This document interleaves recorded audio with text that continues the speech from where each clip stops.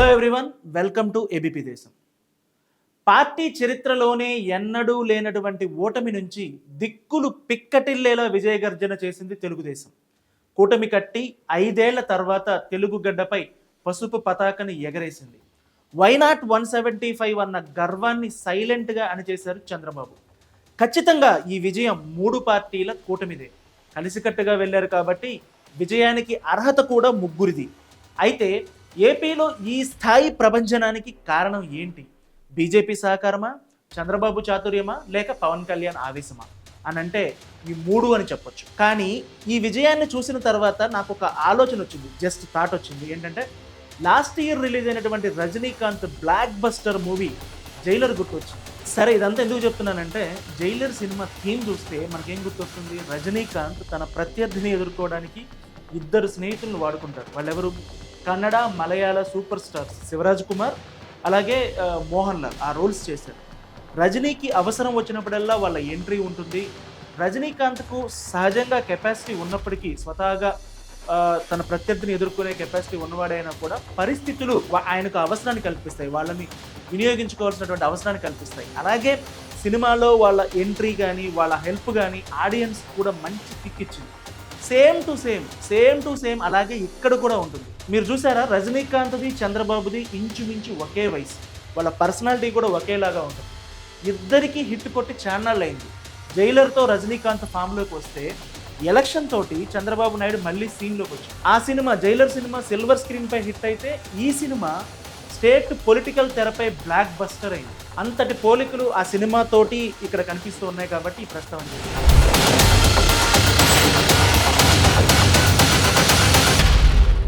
ఇంకా మాట్లాడుకోవాలంటే తెలుగుదేశం పార్టీ పోయినసారి జరిగినటువంటి ఘోరమైన ఓటమి నుంచి విజయం దిశగా ఎలా వచ్చింది, ఎలా చంద్రబాబు నాయుడు ఎదిగారు, లేకపోతే ఆయన ఎలా కూటమి కట్టారు, ఎలా విజయం వరకు వచ్చారు తన సహచరం తీసుకొని అనేది చర్చించుకుందాం.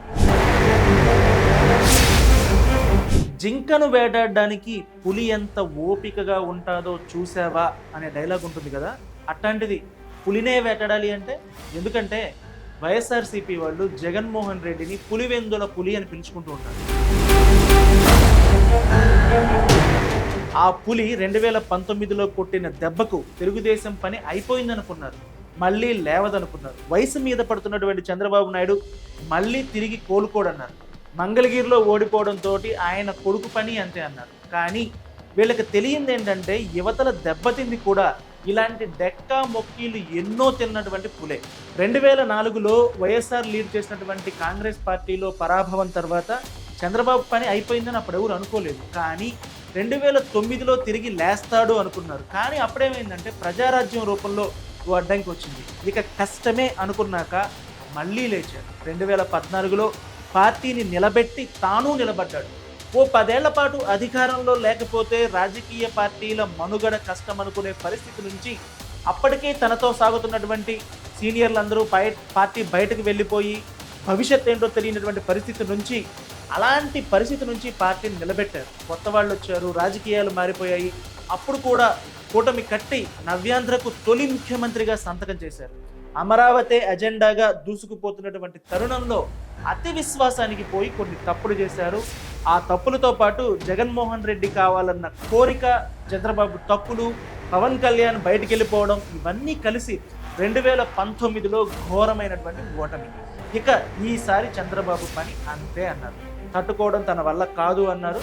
నిజంగా ఈ ఎన్నికలకు 2004 ఎన్నికలకు ఏడాది ముందు వరకు కూడా పరిస్థితి అదే.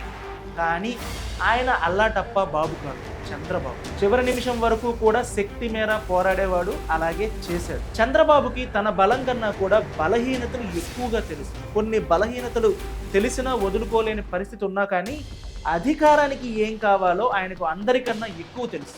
అందుకోసం ఎలాంటి ప్రయత్నాలైనా, ఎన్నిసార్లైనా, ఎన్ని రోజులైనా చేస్తారు. ఆయనకు పోటీ వచ్చే సీఎం మాత్రమే ఆయనకు శత్రువు. ఇక మిగిలిన వాళ్ళెవరూ కూడా చంద్రబాబుకు శత్రువులు కాదు. 2019లో ఆ స్థాయిలో విమర్శలు చేశాక కూడా పవన్ కళ్యాణ్ను కావాలనుకున్నాడు. తానే ముందడుగు వేశాడు, పొత్తుకు చెయ్యి చాచాడు.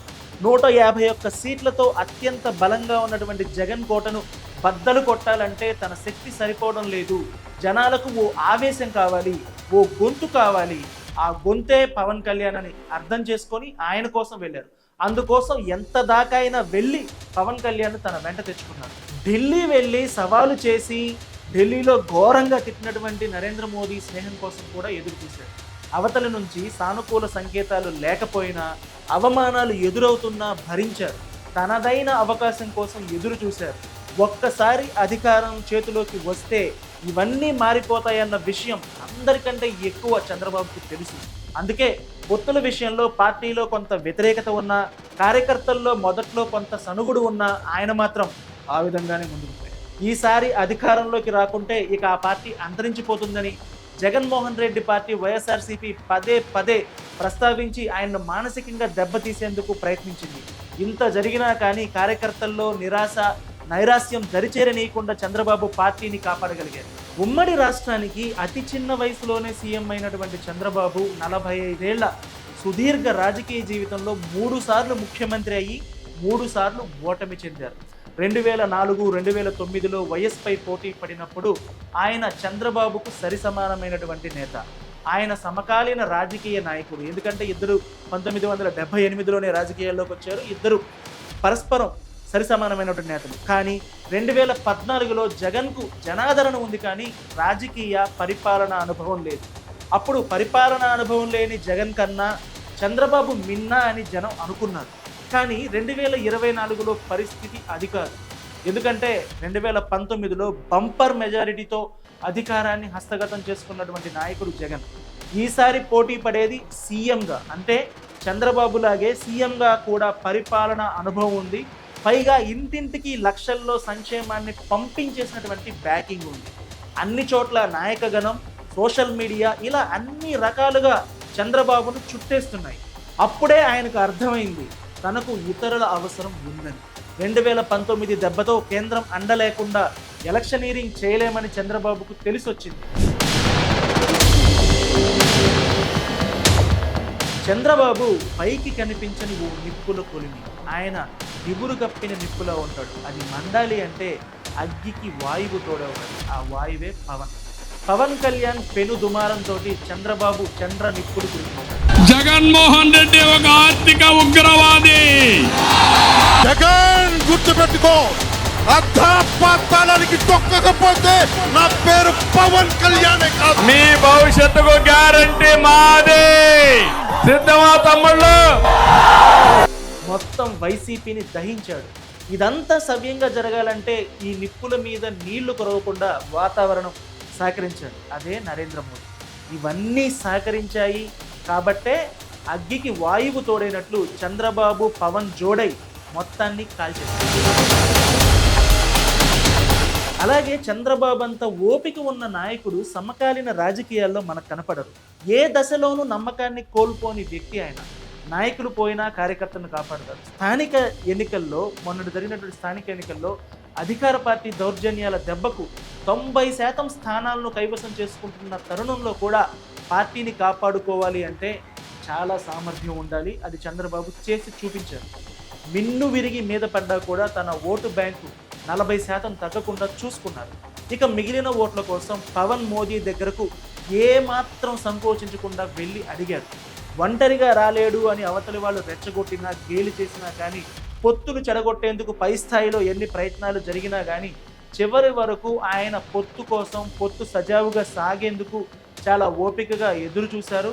పొత్తు కుదిరిన తర్వాత కూడా దాన్ని సజావుగా సాగేందుకు చంద్రబాబు చివరి క్షణం వరకు శాయశక్తులా ప్రయత్నించారు. ఇంకోవైపు ఈ 5 ఏళ్లలో ఒక్క రోజు కూడా విశ్రాంతి తీసుకోలేదు.